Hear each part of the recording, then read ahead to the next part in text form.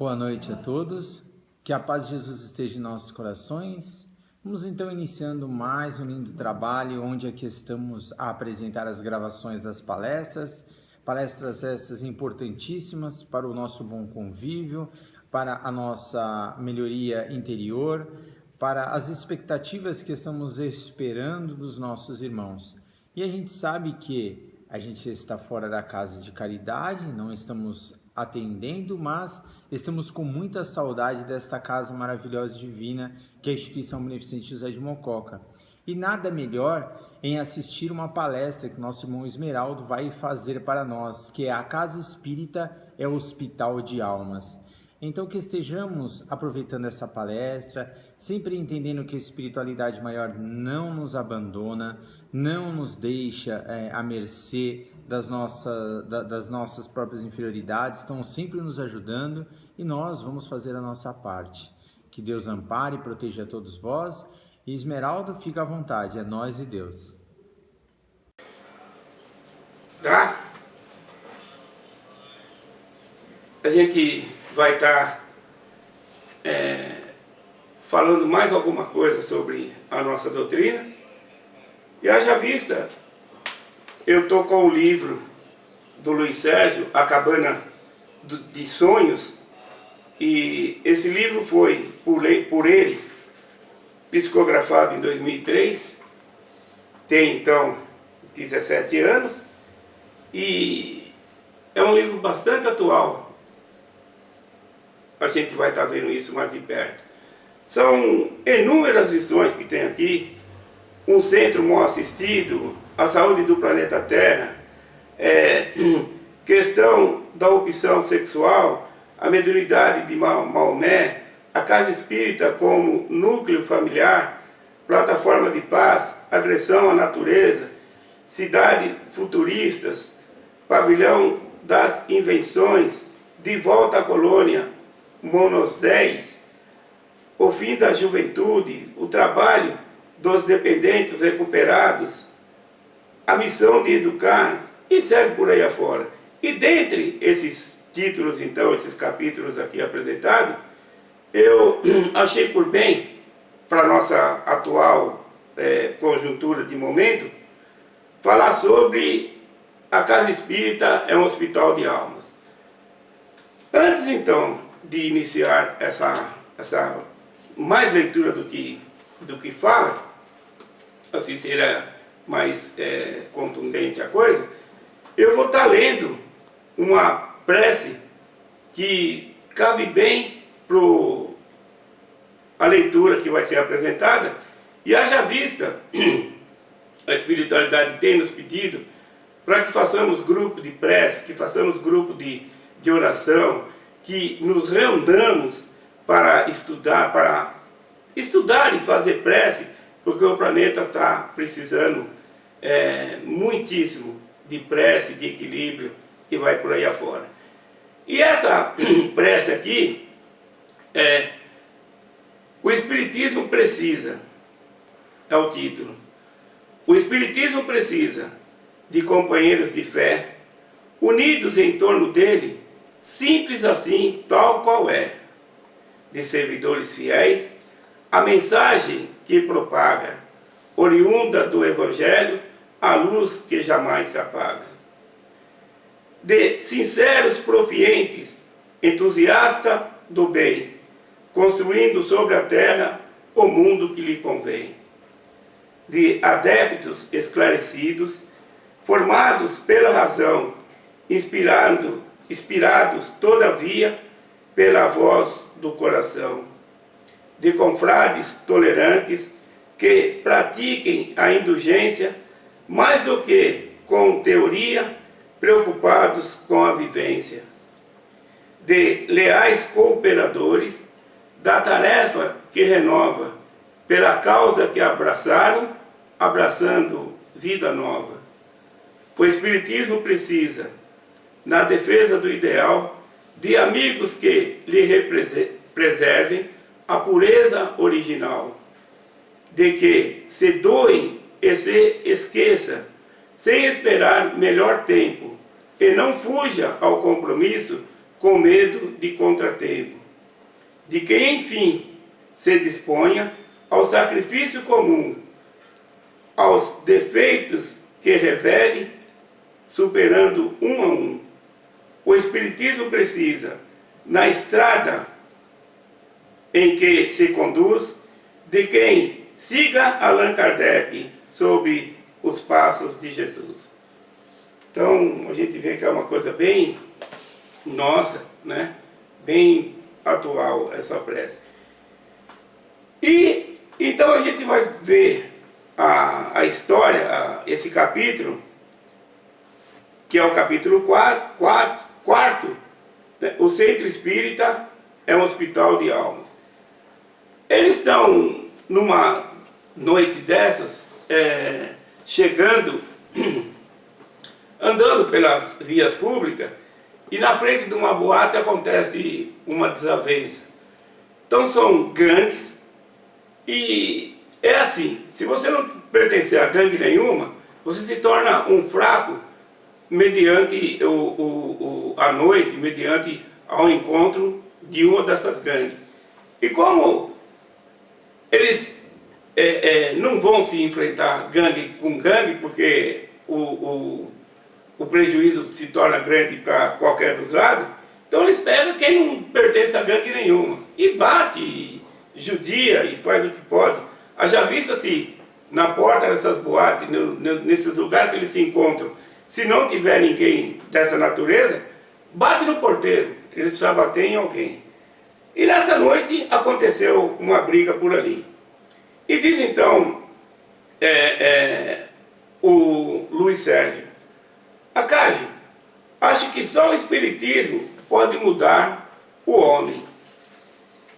Responde ele então: tem razão, Luiz. Essa é a finalidade da doutrina.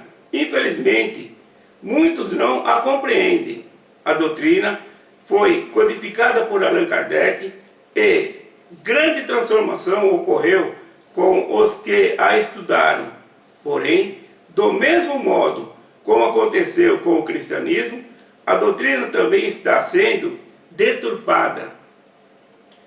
Ela não é só passe, livros psicografados, cura de desobsessões, mediunidade, congressos, encontros. Não é só isso, é muito mais. É uma descoberta da responsabilidade de cada encarnado e o encontro com o seu retrato, o qual contém tudo o que está oculto aos outros. Esse retrato é o meu interior, né? É de mim para comigo. Então, a gente ainda trazendo a doutrina no nosso belo entendimento, a gente não quer ver ela dessa forma. Quando a pessoa se torna um verdadeiro espírita, começa a lutar por um ideal, o de tornar bom, iniciando a renúncia a muitas coisas, procurando ser nobre e justo. Enfim, lembrando que o corpo físico é o Jordão na qual a alma está se batizando para ocorrer a transformação moral obrigatória para todas as almas encarnadas. E o Espiritismo não é o que muitos querem fazer dele trampolim para a fama, tornando médium e oradores conhecidos. Não, é isso a doutrina. É um hospital de almas e espíritos.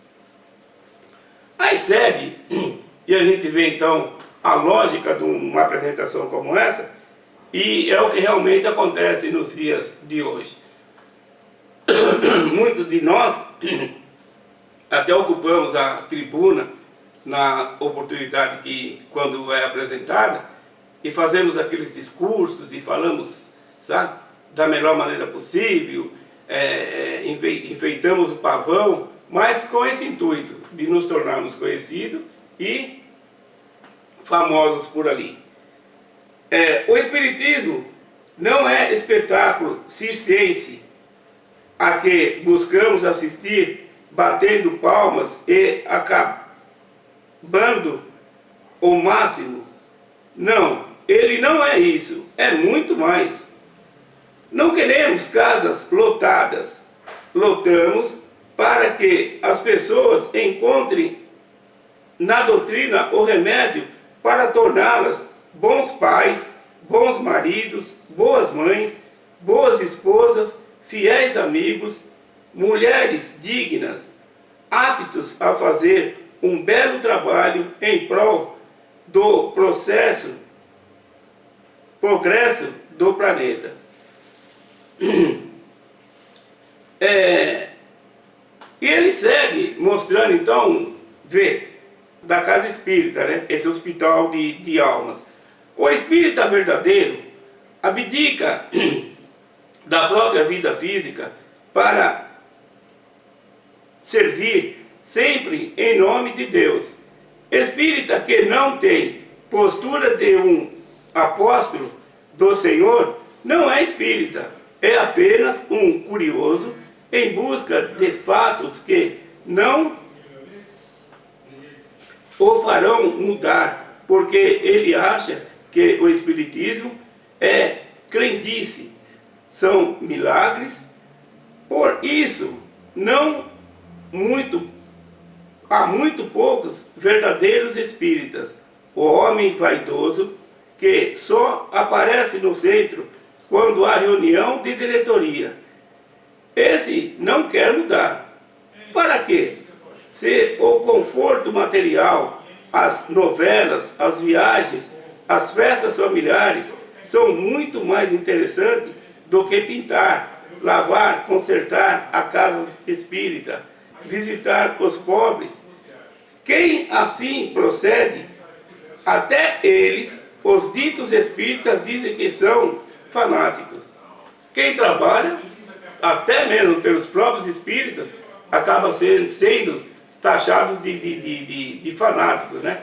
Porque eles vivem na lei do mínimo esforço, haja vista, abraçado com essas picuinhas que a gente acabou de ver aqui. As casas espíritas, no auditório, muitas das vezes, repleto de pessoas, ali estão apenas esperando o passe, sem saber que a doutrina espírita a casa fazem um enorme esforço para ajudá-los a crescer espiritualmente. Olha aqui, o lanceiro Akage nos levou até um grupo de desenvolvimento da mediunidade. Ali, desde o traje dos médios, era antidoutrinário. As mulheres, repletas de joias, trajando mini blusas, calças corsário, mini saias, e os homens de bermuda, camiseta regata e chinelo. Fazia muito calor. Não sabemos por que eles não estavam de roupa de banho. Os espíritos não se manifestaram-se, ou melhor, gemeram, xingaram, choraram, e assim terminou o grupo.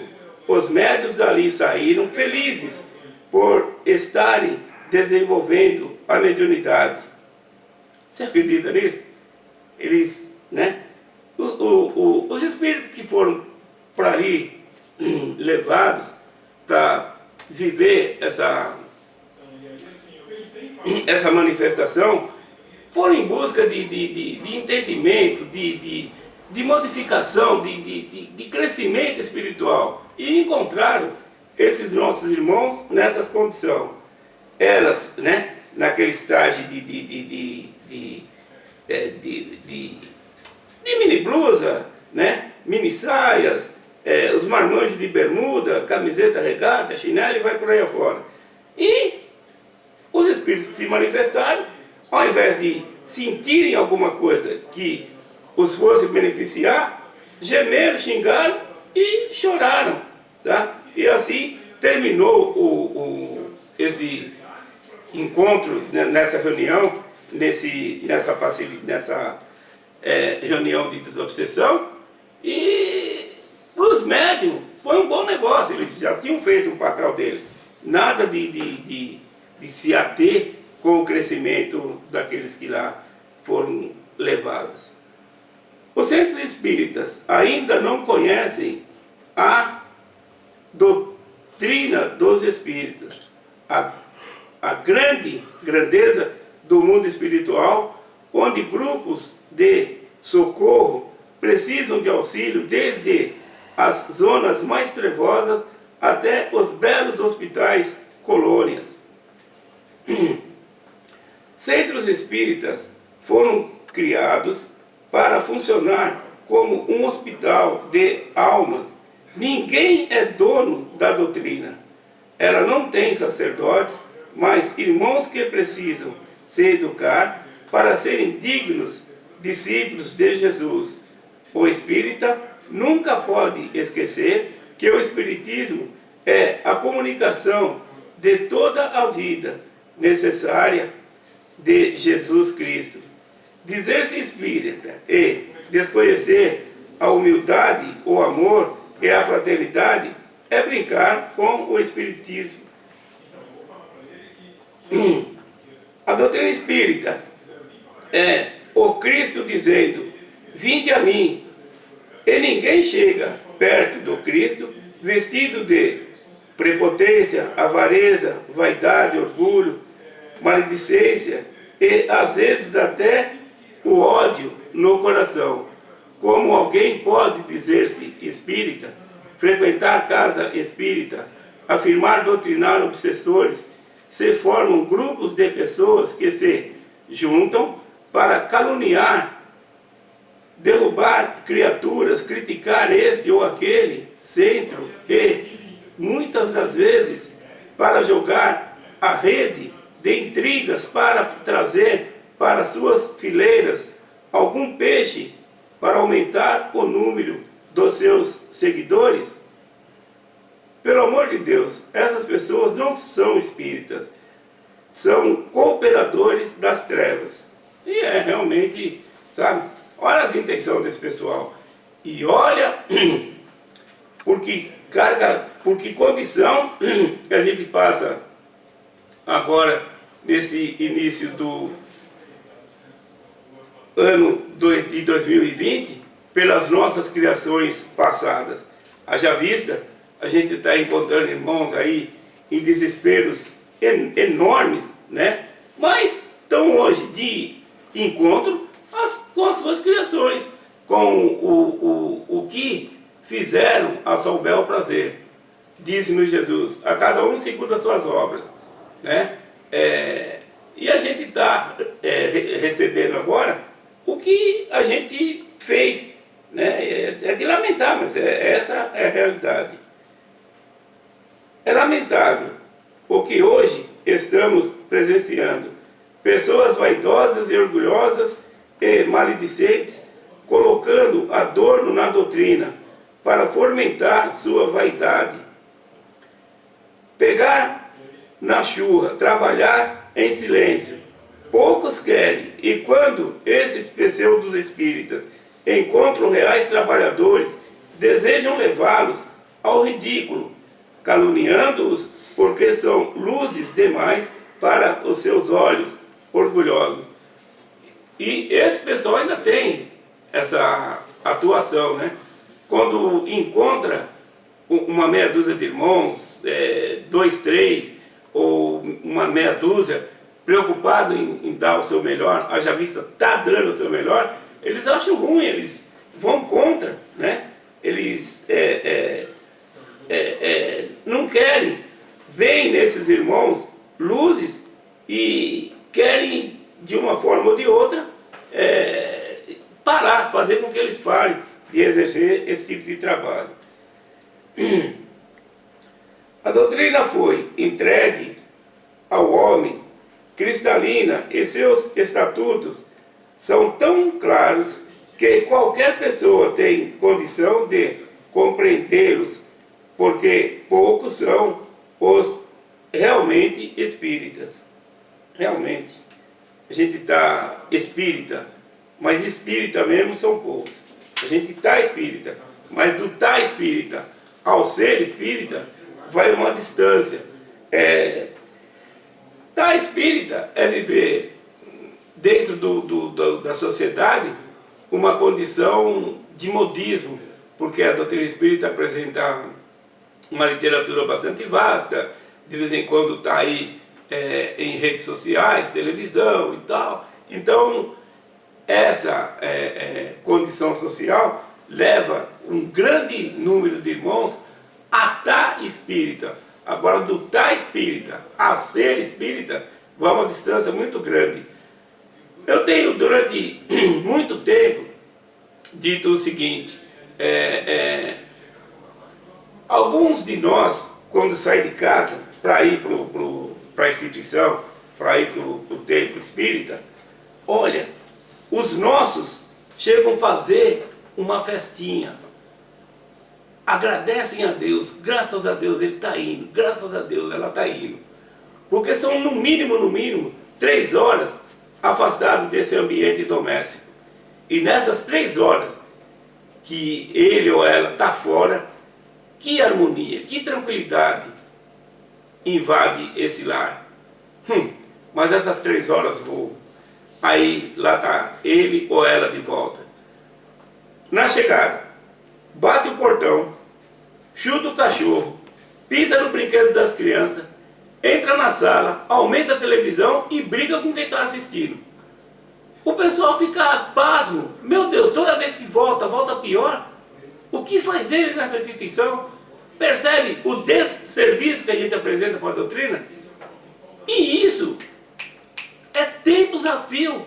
A gente não alimenta a necessidade de ser um verdadeiro espírita, de viver realmente os ensinamentos de Jesus, né? É preciso que a gente se aperceba dessa modificação que a gente tem que viver.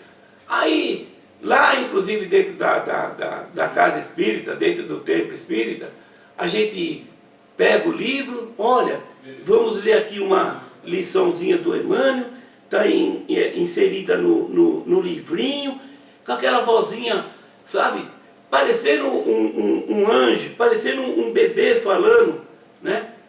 Se a vizinha vier nesse dia na reunião e me pegar falando desse jeito, ela vai dizer que eu não tomei o remédio.